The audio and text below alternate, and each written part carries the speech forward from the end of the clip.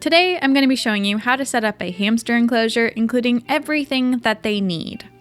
Remember that every hamster will be different, so enclosure setups will vary, but should still contain all of the needed supplies to keep a hamster happy. I'll be using the IKEA Linman enclosure, which has 858 square inches of floor space.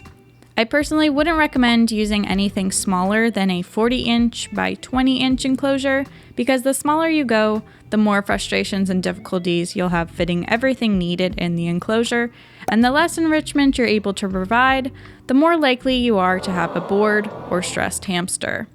If you want to learn more about hamster cages, make sure you check out this video.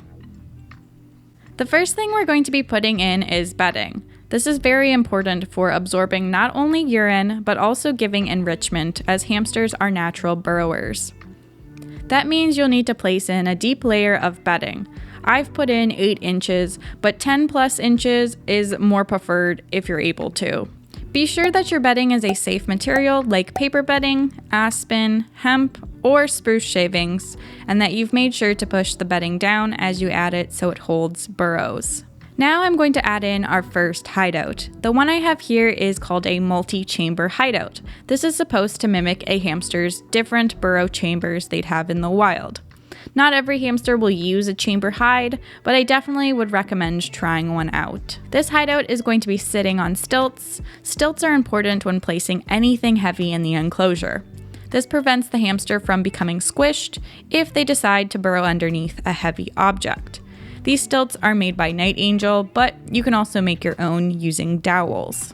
Then I'm adding in our wheel. Now, with the amount of bedding in the enclosure, usually putting the wheel on a platform is going to be the best option so it doesn't tip over or get full of bedding. Make sure the wheel you're using has a solid running surface and is large enough for your hamster's back to be completely straight while running. Here, I'm using an 11-inch Wodent wheel. For things that are heavy and don't come with stilts, you can put down platforms instead to hold them up, and these can be bought or made yourself. Next up is the sand bath. Every healthy hamster should have access to a sand bath in their enclosure. You can use a variety of dishes or containers for a sand bath, just make sure they're large enough for them to dig or roll in them if they choose to. Roborowski dwarfs should tend to have a larger sand bath due to where they naturally come from. The sand you'll want to use in their enclosure should be dye and calcium-free sand and not dust, as dust can cause upper respiratory infections. I personally use the Exoterra Reptile Desert Sand without any added calcium or dyes. You're also going to want to add a couple of other substrates to the enclosure for more enrichment. These substrates are not for burrowing, but rather digging in and giving them a different texture to walk on. Safe substrates include cork granules, aspen or beech chips, coconut fiber, cocoa bark, or corncob bedding. Now I'm going to add in some other hideouts. Giving your hamster more than one hideout allows them to choose where they want to sleep and also gives them more privacy in their enclosure. There are plenty of different types of hideouts like ceramic, wooden, grass, or even cardboard hides. Just make sure that the openings are big enough for your species of hamster. Syrians should have an opening of 3 inches, and dwarfs and Chinese hamsters should have an opening of 2 inches. Then we're going to add in our cork logs, grapevine branches, and other natural accessories like this birch log here. These items provide another texture, coverage, and something to climb. I'm also going to add in some bridges. I have a dowel bridge as well as a bendable bridge here. Just make sure if you're using this type, you stuff any cracks with sphagnum moss to prevent toes or legs from getting caught in between them. Next, I'm going to add in a water dish. You can also use a water bottle if you prefer, but I personally like water dishes for their easy ability to clean. Just make sure to put them on a platform and not straight onto the bedding. Now it's time to add some forage. These are sprays, and they are another enrichment since the hamster has to go and collect the seeds themselves from the dried plant. There are a variety of different safe sprays out there.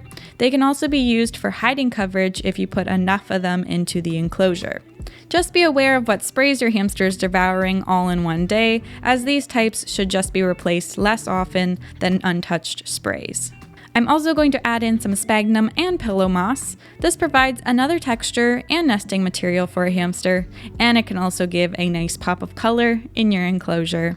I went ahead and added in some hamster chews because I already had them, but these are not necessarily needed if your hamster already has natural materials in their enclosure, but some hamsters will enjoy chewing on them. Lastly, I'm going to add herbs, which is another forage for hamsters. These dried herbs and flowers are not only healthy if your hamster decides to eat them, but also provides another texture and smell in the enclosure. I have a video here on what herbs are safe for hamsters. I would also sprinkle in their regular seed mix throughout the enclosure. This encourages them to explore more of their enclosure and lets them collect food unlike a food dish does. If you want to learn more about what enrichment is, why it's important, and where hamsters get it from, make sure you check out this video. And that is the basics to properly setting up a hamster enclosure. Just a reminder that this is an example enclosure. All hamster enclosures are going to look somewhat different because all hamsters are different. Some may not like certain accessories more than others, therefore an owner may have less of something than another. I hope this video helps anyone setting up their hamster's enclosure, and I will see you in my next video. Bye!